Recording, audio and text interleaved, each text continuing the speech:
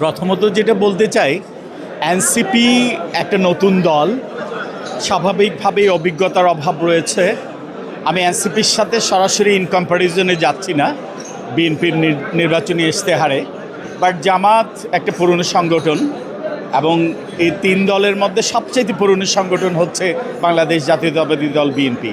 আমি সেক্ষেত্রে মনে করি যে যেটা বিশ্বাস করি, বিএনপি যেটা দিয়েছে নির্বাচনী ইশতেহার, সেটাতে আমরা আরও কিছু নতুন কিছু পেয়েছি, আর একটু ব্যাপক পেয়েছি, ডিটেলস পেয়েছি, যে জিনিসগুলো আমরা পাইনি জামাতের নির্বাচনী ইশতেহারে।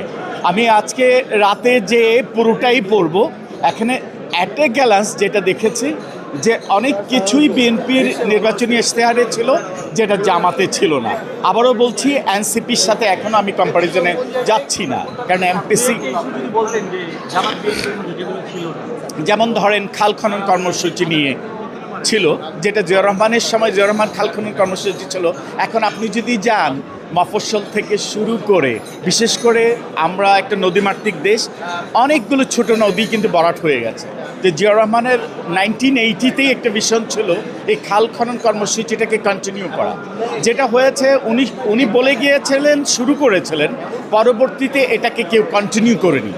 ইভেন আপনি দেখেন খুব বিএনপিও তারপরে পরবর্তীতে দুবার রাষ্ট্রীয় ক্ষমতায় এসেছিলেন, কিন্তু ওটাকে ব্যাপকভাবে করেননি। কিন্তু ওনার সুযোগ্য সন্তান জনাব তারেক রহমান এই বিষয়টাকে এমফাসিস করেছেন, যেটা আমি দেখে সত্যি খুব আনন্দিত হয়েছে, আমার ভালো লেগেছে। পাশাপাশি স্থানীয় সরকারের ব্যাপারে উনি গ্রাম সরকার নিয়ে কথা বলেছেন, যেটা আপনি দেখেন শহীদ প্রেসিডেন্ট জিয়াউর রহমান 1980 সালে গ্রাম সরকার প্রবর্তনের কথা বলেছিলেন। পরবর্তীতে আমরা দেখিনি এটাকে কন্টিনিউ করতে। এটা কিন্তু জনাব তারেক রহমান এটাকে মেনশন করেছেন, যদিও এটাতে ডিটেলস ছিল না। আমার মনে হয় হয়তো সামনের যে যদি বিএনপি 12ই ফেব্রুয়ারি নির্বাচনে জনগণ বিএনপিকে নির্বাচিত করে, আমার মনে হয় গ্রাম সরকার, স্বনির্ভর গ্রাম সরকার, যেটা জিয়াউর রহমানের স্বপ্ন ছিল, উনি সেটাকে বাস্তবায়ন করতে পারেননি, কিন্তু এটাকে শুরু করে দিয়েছিলেন। বিএনপি আশাবাদী এটাকে কন্টিনিউ করবে।